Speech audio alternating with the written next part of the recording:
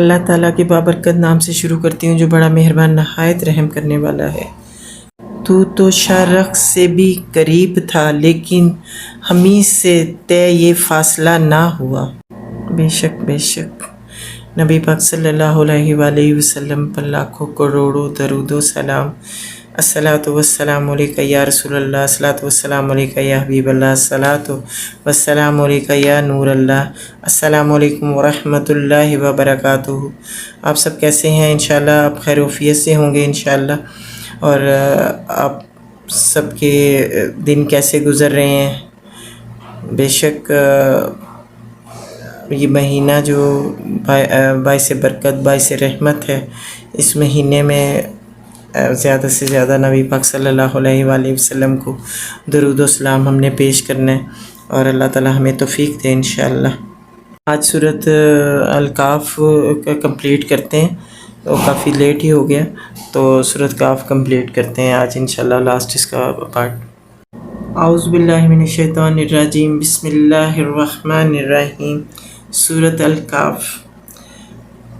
اور اے محمد صلی اللہ علیہ وآلہ وسلم، یہ لوگ تم سے ذوالقرنین کے بارے میں پوچھتے ہیں، ان سے کہو میں اس کا کچھ حال تم کو سناتا ہوں۔ ہم نے اس کو زمین میں اقتدار عطا کر رکھا تھا اور اسے ہر قسم کے اسباب و وسائل بخشے تھے۔ اس نے پہلے مغرب کی طرف ایک مہم کا سر و سامان کیا، حتیٰ کہ جب وہ غروب آفتاب کی حد تک پہنچ گیا تو اس نے سورج کو ایک کالے پانی میں ڈوبتے دیکھا، اور وہاں اسے ایک قوم ملی۔ ہم نے کہا، اے ذوالقرنین، تجھے یہ مقدرت بھی حاصل ہے کہ ان کو تکلیف پہنچائے، اور یہ بھی کہ ان کے ساتھ نیک رویہ اختیار کرے۔ اس نے کہا، جو ان میں سے ظلم کرے گا ہم اس کو سزا دیں گے، پھر وہ اپنے رب کی طرف پلٹایا جائے گا اور وہ اسے اور زیادہ سخت عذاب دے گا، اور جو ان میں سے ایمان لائے گا اور نیک عمل کرے گا اس کے لیے اچھی جزا ہے، اور ہم اس کو نرم احکام دیں گے۔ پھر اس نے ایک دوسری مہم کی تیاری کی، یہاں تک کہ طلوع آفتاب کی حد تک جا پہنچا۔ وہاں اس نے دیکھا کہ سورج ایک ایسی قوم پر طلوع ہو رہا ہے جس کے لیے دھوپ سے بچنے کا کوئی سامان ہم نے نہیں کیا۔ یہ حال تھا ان کا، اور ذوالقرنین کے پاس جو کچھ تھا اسے ہم جانتے تھے۔ پھر اس نے ایک اور مہم کا سامان کیا، یہاں تک کہ جب دو پہاڑوں کے درمیان پہنچا تو اسے ان کے پاس ایک قوم ملی جو مشکل ہی سے کوئی بات سمجھتی تھی۔ ان لوگوں نے کہا کہ اے ذوالقرنین، یاجوج اور ماجوج اس سرزمین میں فساد پھیلاتے ہیں، تو کیا ہم تجھے کوئی ٹیکس اس کام کے لیے دیں کہ تو ہمارے اور ان کے درمیان ایک بند تعمیر کر دے؟ اس نے کہا، جو کچھ میرے رب نے مجھے دے رکھا ہے وہ بہت ہے، تم بس محنت سے میری مدد کرو، میں تمہارے اور ان کے درمیان بند بنائے دیتا ہوں۔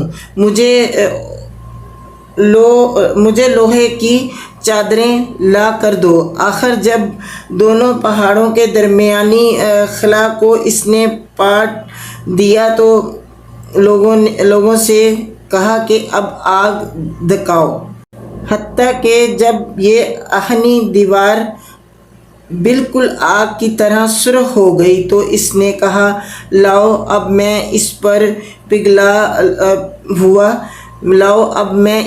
پگھلا ہوا تانبا انڈیلوں گا۔ یہ بند ایسا تھا کہ یاجوج و ماجوج اس پر چڑھ کر بھی نہ آ سکتے تھے، اور اس میں نقب لگانا ان کے لیے اور بھی مشکل تھا۔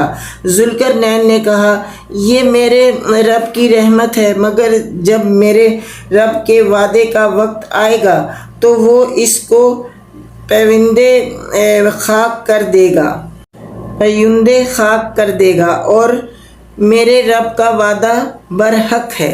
اور اس روز ہم لوگوں کو چھوڑ دیں گے کہ سمندر کی موجوں کی طرح ایک دوسرے سے گتھم گتھا ہوں، اور سور پھونکا جائے گا، اور ہم سب انسانوں کو ایک ساتھ جمع کریں گے، اور وہ دن ہوگا جب ہم جہنم کو کافروں کے سامنے لائیں گے، ان کافروں کے سامنے جو میری نصیحت کی طرف سے اندھے بنے ہوئے تھے اور کچھ سننے کے لیے تیار ہی نہ تھے۔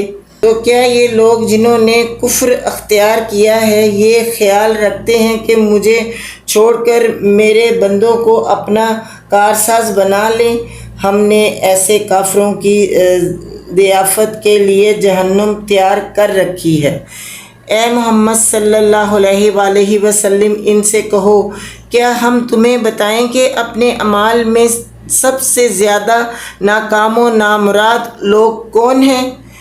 وہ یہ کہ دنیا کی زندگی میں جن ساری سعی و جہد راہ راست سے بھٹکی رہی اور وہ سمجھتے رہے کہ وہ سب کچھ ٹھیک کر رہے ہیں، یہ وہ لوگ ہیں جنہوں نے اپنے رب کی آیات کو ماننے سے انکار کیا اور اس کے حضور پیشی کا یقین نہ کیا، اس لیے ان کے سارے اعمال ضائع ہو گئے۔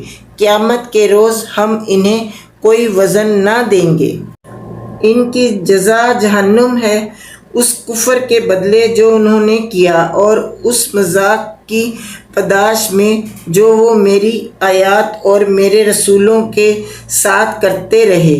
البتہ وہ لوگ جو ایمان لائے اور جنہوں نے نیک عمل کیے، ان کی میزبانی کے لیے فردوس کے باغ ہوں گے جن میں وہ ہمیشہ رہیں گے، اور کبھی اس جگہ سے نکل کر کہیں جانے کو ان کا جی نہ چاہے گا۔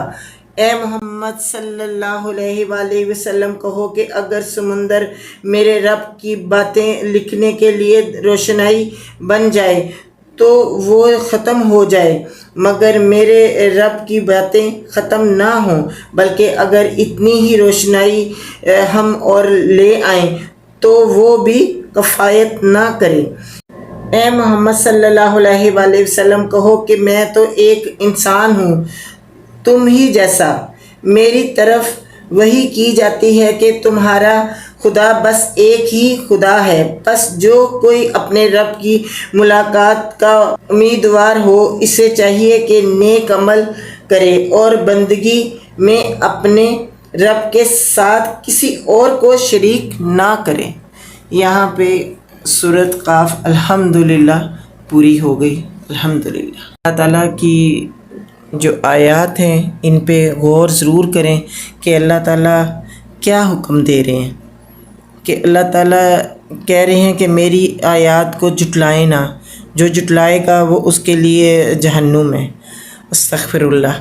تو بس آیاتوں کو سنیں اور اس پہ عمل کریں، اور اللہ تعالیٰ ہمیں نیک ہدایت دے انشاءاللہ، اور ہم راہ راست پہ چلیں، اللہ تعالیٰ کے قرآن کے راستے پہ چلیں انشاءاللہ، اور نبی پاک صلی اللہ علیہ وآلہ وسلم کی سنتوں پہ عمل کریں انشاءاللہ۔ آمین ثم آمین یا رب العالمین۔ جزاک اللہ خیر۔ اللہ حافظ۔